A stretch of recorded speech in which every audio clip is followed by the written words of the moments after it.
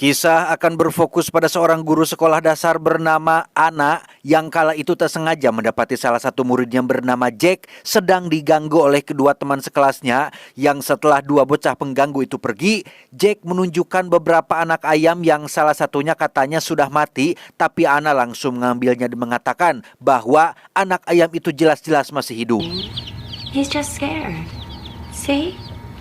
Tak lama setelah Jack pergi, Ana terlihat duduk sendirian sambil melamun kemudian meminum obat penenang yang diresepkan oleh dokternya sehingga bisa disimpulkan bahwa Ana sedang dalam kondisi tertentu yang membuatnya mudah stres, panik, dan rasa cemas berlebihan akibat trauma masa lalu yang pernah dialaminya.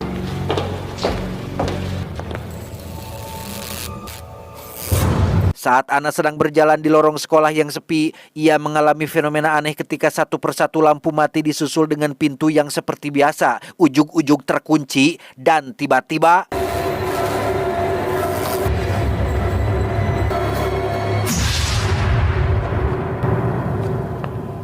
Jack? Did I scare you, Miss Taylor? ya, ketika Jack menyalakan lampunya, Ana baru sadar jika yang barusan hanya halusinasinya saja sehingga ia segera keluar untuk masuk ke dalam mobilnya. Ketika Jack meminta ikut nebeng, Ana dengan berat hati menolaknya karena ia tidak akan langsung pulang ke rumah, melainkan akan pergi ke rumah duka untuk menghadiri upacara pemakaman mantan dosennya, dan kurang etis rasanya jika harus mengajak anak kecil ke tempat seperti itu.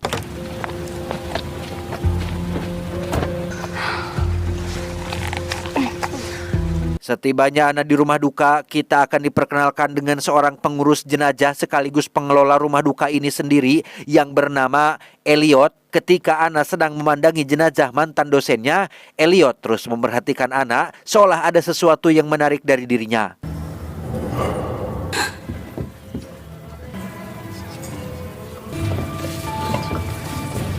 Selesai acara dan Ana akan masuk mobil, ia kembali mengalami serangan panik saat mencari kunci mobil yang ternyata ada di dalam tasnya, tanpa sadar jika Elliot masih terus memperhatikannya dari balik jendela atas.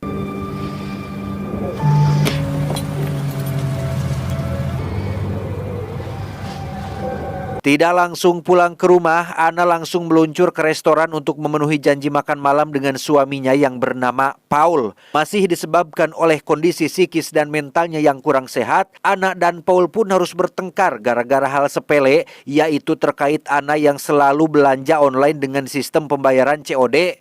Paul sudah berulang kali memperingatkannya, tapi Ana terus melakukannya. I'm not running after you, Anna. Good.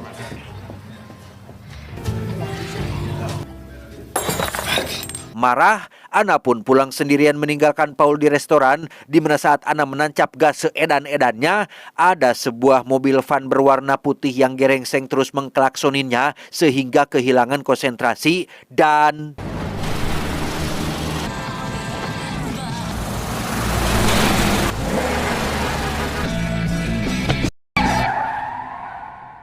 Entah separah apa kecelakaan mobil yang ia alami, Ana terlihat sudah terbujur kaku dengan kulit pucat terbaring di atas ranjang rumah duka dengan Elliot yang ada di sana dan... Where am I?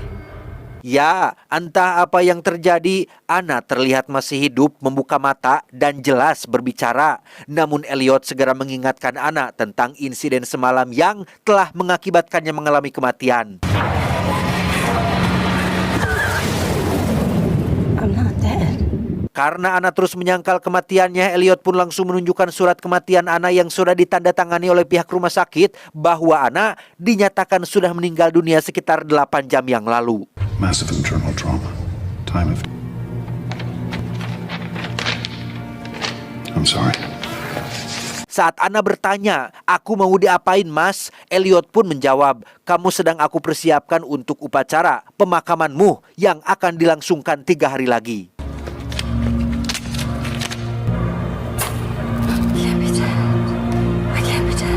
Beralih ke Paul yang masih belum menyadari tentang kondisi Ana istrinya sekarang, ia sempat menghubungi ponsel Ana yang ternyata ada pada Elliot. Ia sengaja tidak mengangkat telepon tersebut karena takut akan membuatnya panik dan membiarkan Paul untuk mencari tahu sendiri. Anna, everything's to be fine.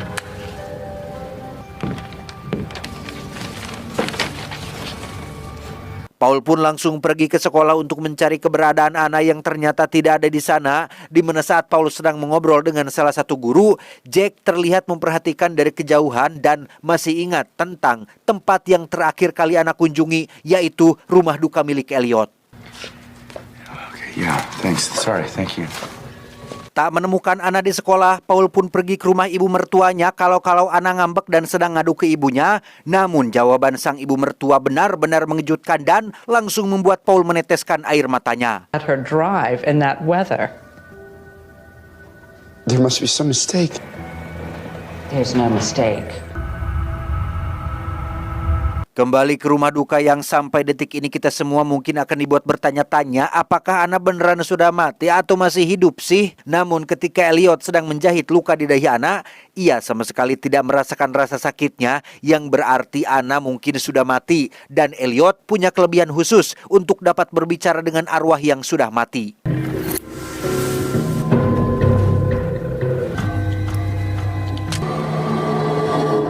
Tak berapa lama, si ibu pun mendatangi rumah duka untuk melihat kondisi jenazah Anna sematawayangnya. Beliau tampak sedih dan seolah tak percaya jika putrinya akan pergi meninggalkannya secepat ini. Do what you think is best. Oh. Beralih ke Jack yang sedang memotong koran berisi tentang kecelakaan mobil yang menewaskan anak guru sekolahnya, di mana Jack ini ternyata memiliki ibu yang sepertinya mengalami gangguan mental. Itulah alasan kenapa Jack jarang sekali dijemput oleh ibunya sepulang sekolah. Kembali ke Anna yang kali ini mulai bisa menggerakkan tubuhnya. Entah beneran sudah mati atau memang masih hidup, Anna mulai memeriksa kondisi tubuhnya sekaligus memastikan dirinya masih berada di dalam dunia.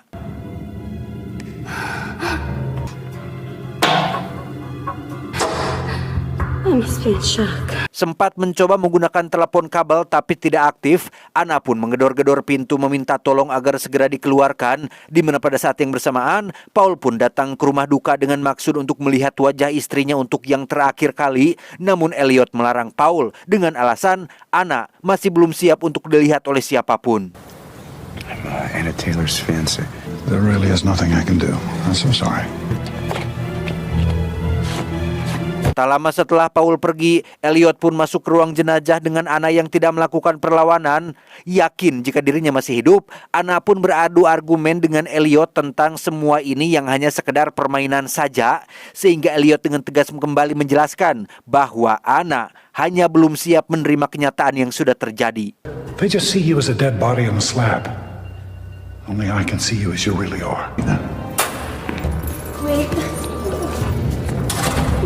Sama seperti Anna yang masih belum bisa menerima kenyataan, Paul pun mendatangi kantor polisi untuk memeriksa kondisi mobil istrinya pasca kecelakaan. Meski sudah ringsek dan tidak puguh rupa, Paul pun masuk ke dalam mobil Anna dan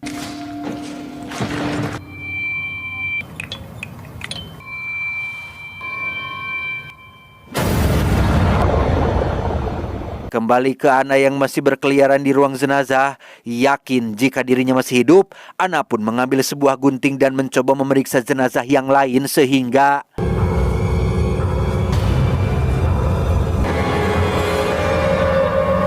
tak berapa lama, muncullah Elliot yang datang untuk melanjutkan pekerjaannya tanpa sadar jika saat ini Anna sedang memegang sebilah gunting di belakang tubuhnya. Yang tepat saat Elliot mulai mendekatinya, Anna pun dengan cepat melakukan penyerangan dan But I'm not dead! Give me the scissors.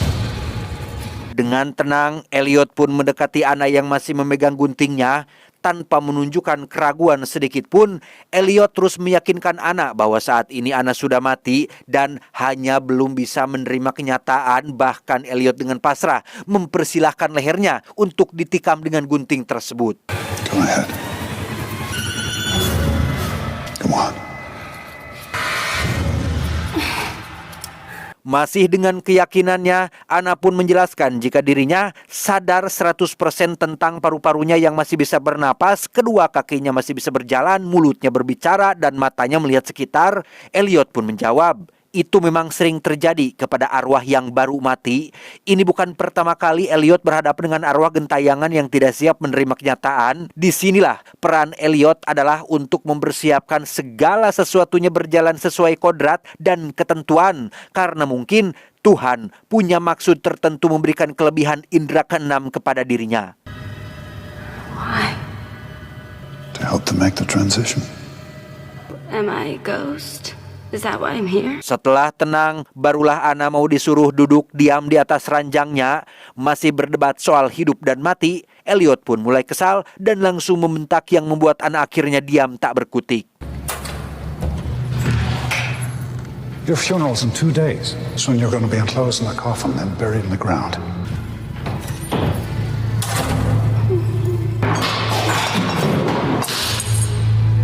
Beberapa jam kemudian, tepat jam 12 malam ketika para jurik jarian mulai berkeliaran, Anna didatangi oleh seorang arwah nenek-nenek yang jenazahnya akan dimakamkan besok hari. Si nenek tiba-tiba berkata, "Kau belum siap." Entah apa maksudnya, Anna pun melihat sebuah pintu terbuka dan mulai masuk ke dalamnya.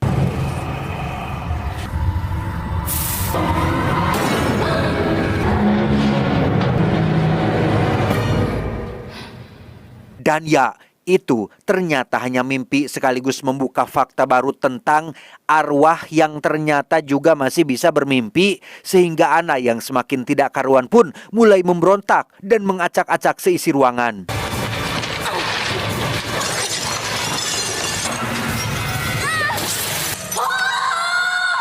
Keesokan paginya ketika Elliot sedang mempersiapkan jenazah si nenek, muncullah seseorang yang tak diduga-duga kedatangannya, yaitu si bocah Jack yang datang membawa bunga untuk memberikan penghormatan terakhir kepada Anna, guru sekolahnya.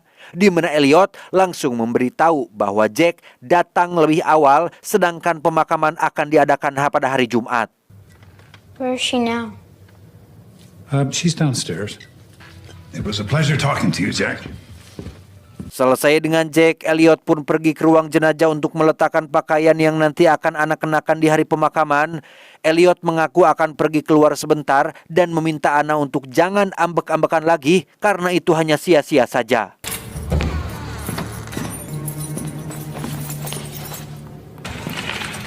I'll be back soon. Tepat saat Elliot pergi, Anna diam-diam sudah mengambil kunci pintu ruang jenazah tepat saat tadi Elliot meletakkan mantelnya di gantungan baju. Dengan cepat, Anna mencoba satu persatu kuncinya dan...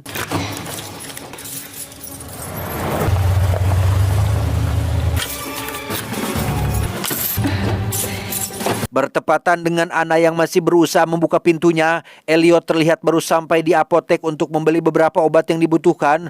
Entah obat jenis apa dan akan digunakan untuk apa, Elliot langsung menyadari akan kunci rumahnya yang tertinggal dan segera kembali pulang untuk memastikannya.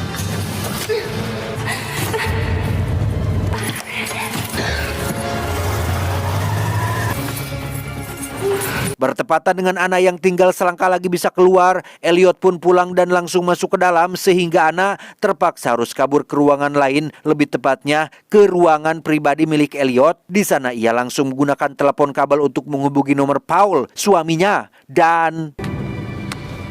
Yeah. Paul, I need... Paul, help me. Please stop. Ya, sempat diangkat, Paul langsung menutup telepon tersebut karena menganggap jika itu hanya telepon iseng dari orang random yang pada akhirnya Anna harus ketahuan ketika Elliot sudah tiba di dalam. I'm the only one who can hear you now. Masih dengan ketenangannya, Elliot sama sekali tidak melakukan paksaan atau berbuat kekerasan untuk membuat Anna mau kembali ke ruang jenazah. Elliot justru menjelaskan perihal Anna yang masih belum bisa menerima kenyataan dan mencoba membuktikannya dengan menyuruh Anna melihat dirinya sendiri pada sebuah cermin. Why do I look like a corpse?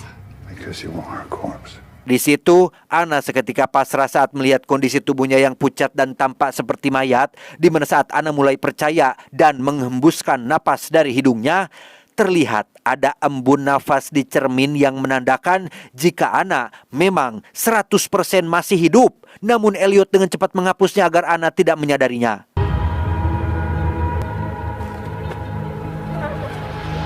Tak lama, Elliot pun melihat ada seseorang yang memperhatikannya dari luar yang ternyata itu adalah Jack, si bocah yang masih berkeliaran di rumah duka. Jack benar-benar terkejut saat melihat sosok Anna yang sedang berdiri di balik jendela dan hanya bisa diam tanpa melakukan apa-apa.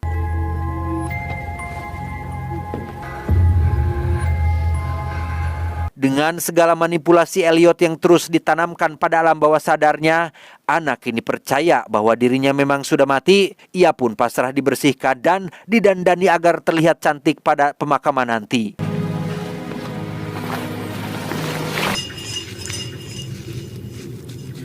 Yang menarik adalah Elliot mengambil sebuah suntikan berisi obat penenang untuk membuat Anna lemas dan tidak dapat menggerakkan anggota badannya. Jika memang Anna sudah mati dan tubuhnya hanyalah jenazah yang tidak bernyawa, mana mungkin ia harus sampai menyuntikkan obat semacam itu.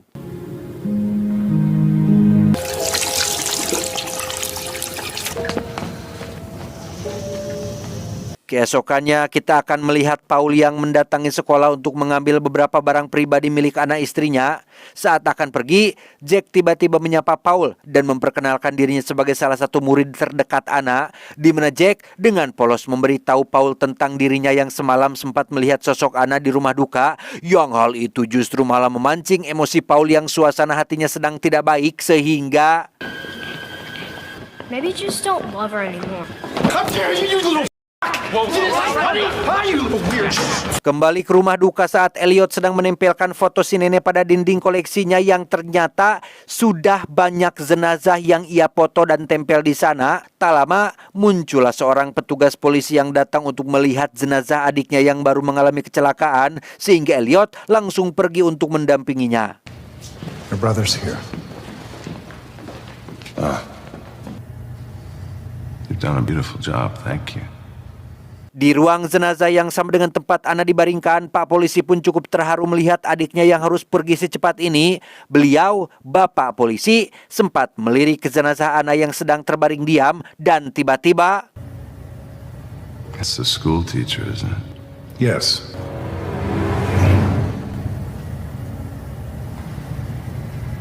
ya, Pak Polisi tak sengaja melihat kepala Anna sudah berubah posisi sehingga dirasa ada sesuatu yang mencurigakan. Pak Polisi pun pura-pura minta waktu sebentar berdua dengan jenazah adiknya agar Elliot keluar dari ruangan tersebut. I'll be outside. Thanks.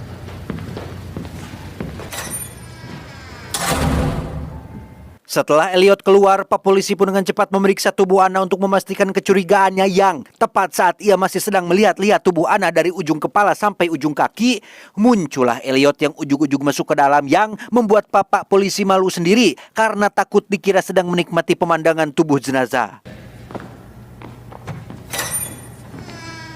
Kesal dengan perilaku Pak Polisi yang dianggap tidak sopan, Elliot pun melampiaskan kemarahannya pada jenazah adiknya sembari kuku lutut seolah sedang berbicara dengan arwahnya. What? You don't want to? No, you have nothing to say? No.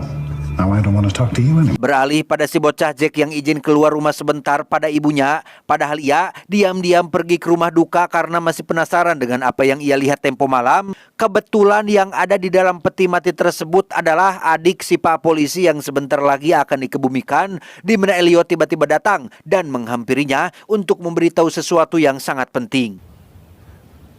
I know you saw Anna. You're frightened by it. Dan ya, Elliot mengaku sudah tahu bahwa tempo malam Jack sempat melihat sosok Anna sedang berdiri di balik jendela. Elliot berkata, itu memang dia, itu memang arwah Anna, gurunya. Elliot mulai menceritakan tentang kisah Yesus yang katanya bisa berbicara dengan orang mati.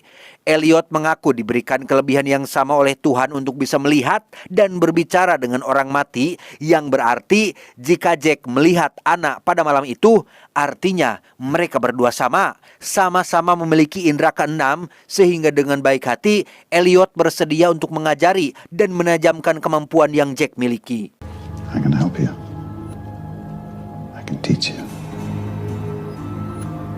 Beralih ke Paul yang kepikiran dengan perkataan Jack soal Anna yang mungkin masih hidup, di mana Jack dengan cepat meluncur ke rumah duka untuk memastikan hal tersebut. Berbeda dengan sebelumnya, kali ini Paul memaksa masuk dan pergi ke ruang jenazah, namun pintunya terkunci. Anna yang sedang dalam kondisi sadar pun hanya diam saja mendengar suara Paul suaminya yang terus berteriak minta maaf dan tak bisa hidup tanpanya. Namun karena otak Anna sudah dijejali dengan keyakinan bahwa dirinya sudah mati, Anna hanya diam saja tanpa melakukan apa-apa.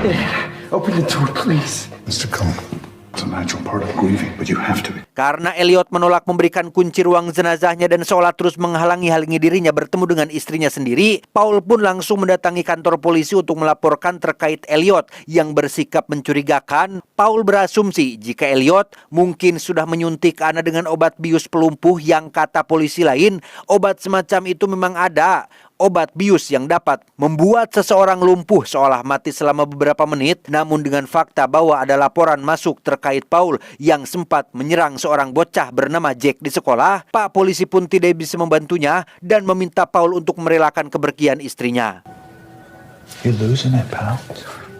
You need to pull yourself together here. Okay? Hari Jumat, tepat saat Anna akan dimakamkan, Elliot terlihat sedang mendandani Anna dengan pakaian hitam agar terlihat cantik di hadapan para tamu undangan. Gara-gara kejadian kemarin sore saat Paul datang ke tempat ini, Anna kembali mulai tidak bisa menerima kenyataannya dan lagi-lagi berdebat dengan Paul soal kehidupannya, sehingga Paul yang sudah capek pun langsung membukakan pintu dan memberikan kesempatan untuk Anna kembali pada kehidupannya. Well, isn't this what you wanted?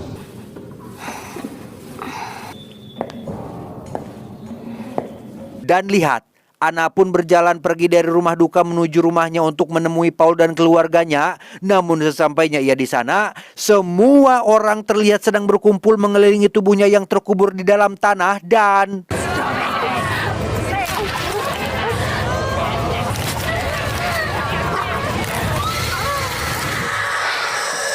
Ya, faktanya Anna masih berada di lawang pantau ruang jenazah dan sama sekali belum melangkahkan kakinya keluar dari sana.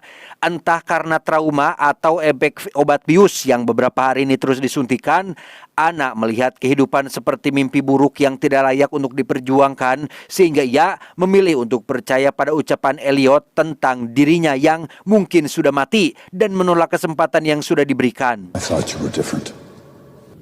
But the truth is you're more scared of life. I'm glad I'm dead.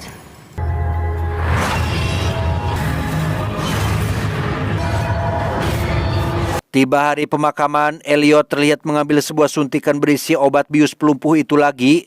Saat Anna bertanya, apa itu? Elliot menjawab bahwa itu adalah obat untuk membuat kulit Anna bercahaya dan tidak pucat agar orang-orang yang datang bisa melihat penampilan terbaik Anna sebelum nanti dikebumikan. Can I see myself one last time?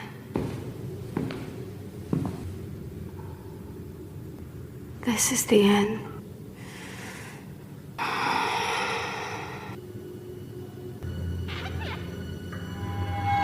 You lied to me. Anna. Dan ya, Anna tak sengaja menghembuskan embun nafas pada cermin yang membuat ia akhirnya sadar bahwa dirinya masih hidup. Namun semua sudah terlambat. Elliot sudah memberikan Anna kesempatan namun tidak mengambilnya. Sehingga... You're still... Don't give in to your fears. Oh, God.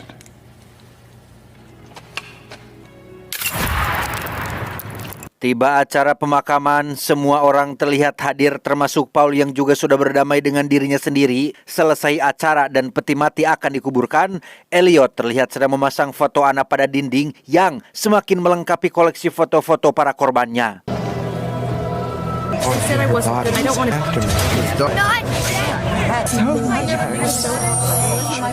Untuk Anna, ia terlihat baru siuman dari efek obat bius yang tadi disuntikan. Namun, semua sudah terlambat.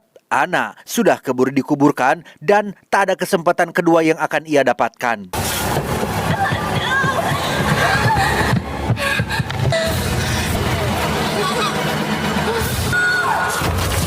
Di saat yang sama, Paul dan seluruh keluarga terlihat berkumpul untuk mengenang kepergian Anna. Elliot tampak hadir di sana untuk memberitahu Paul terkait Anna yang mungkin masih hidup dan...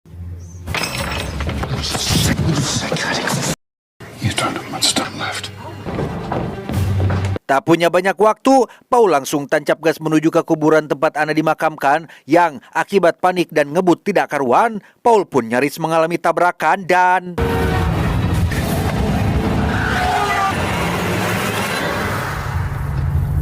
Ya, itu hanya bayangannya saja. Paul akhirnya berhasil sampai di kuburan tepat waktu dan dengan cepat menyelamatkan Anna yang ternyata masih hidup.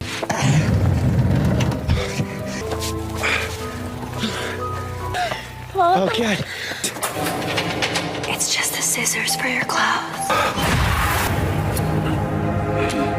Dan disinilah Paul sekarang terbaring di atas ranjang di rumah duka milik Elliot. Faktanya, kecelakaan tadi adalah kenyataan. Yang bayangan justru adalah ketika Elliot sampai di pemakaman dan menggali kuburan Anna. Sama seperti yang Elliot lakukan terhadap Anna dan para korban lainnya, Paul diyakinkan supaya percaya bahwa dirinya sudah mati dan memintanya untuk pasrah dengan kenyataan ini. I saw Anna. You buried her alive. You never made it to the cemetery.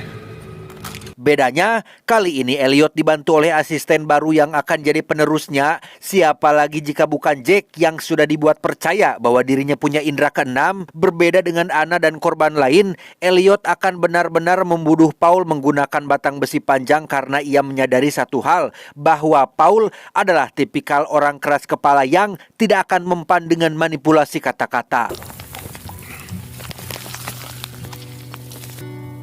I'm not dead. Tamat, ending yang sangat membagongkan. Meski endingnya kurang memuaskan, tapi plot ceritanya cukup menarik dan membuat penasaran. Mungkin ada yang bertanya, Bang, si Anna sebenarnya udah mati apa belum sih? Si Elliot beneran punya indera keenam atau enggak? Baik, mari saya jelaskan. Pertama, kecelakaan yang Anna alami adalah memang sudah direncanakan. Mobil van berwarna putih yang terus membunyikan klakson pada malam kecelakaan adalah mobil milik Elliot yang di beberapa scene juga diperlihatkan dengan jelas jika Elliot menggunakan mobil van warna putih itu untuk berkendara, termasuk saat membeli obat bius ke apotek. Kedua, Anna belum mati. Buktinya sudah Anda lihat sendiri, ada embun di cermin yang keluar dari napasnya. Itu membuktikan jika Anna memang masih hidup. Ketiga, Elliot tidak memiliki indera keenam. Itu hanya alibinya saja. Elliot kemungkinan besar mengalami trauma masa lalu yang merubahnya menjadi sosok psikopat cerdas yang memiliki hobi unik, yaitu membuat seseorang percaya bahwa dirinya sudah mati. Dan kepuasan yang ia dapatkan bisa dilihat dari beberapa foto yang ia koleksi di dinding kamarnya. Keempat, Elliot bisa saja langsung membunuh para korbannya tanpa harus susah-susah membuat mereka percaya bahwa mereka sudah mati. Namun disitulah letak keseruannya. Elliot suka memainkan perannya sebagai sosok yang punya indera keenam, memanipulasi korbannya dengan ucapannya, membuat mereka ragu apakah sudah mati atau belum.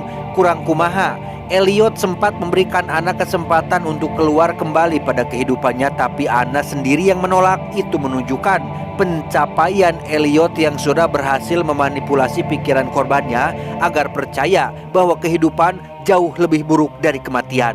Kelima, Jack si bocah mungkin akan jadi penerus Elliot di masa depan. Latar belakangnya sebagai anak malang yang punya ibu berpenyakit mental dan kurang perhatian membuat Jack membutuhkan sosok yang bisa ia jadikan panutan, dan orang itu adalah Elliot. Sehingga masuk akal jika di akhir film Jack menjadi asisten pribadinya dalam rencana kecelakaan dan kematian si Paul. Pesan yang bisa kita ambil dari film ini adalah setiap yang bernyawa akan merasakan mati. Manfaatkanlah waktu Anda sebaik mungkin. Jangan terus-terusan ngalajur nafsu, mengikuti hawa nafsu. Ingat bro, kematian datang tanpa notifikasi.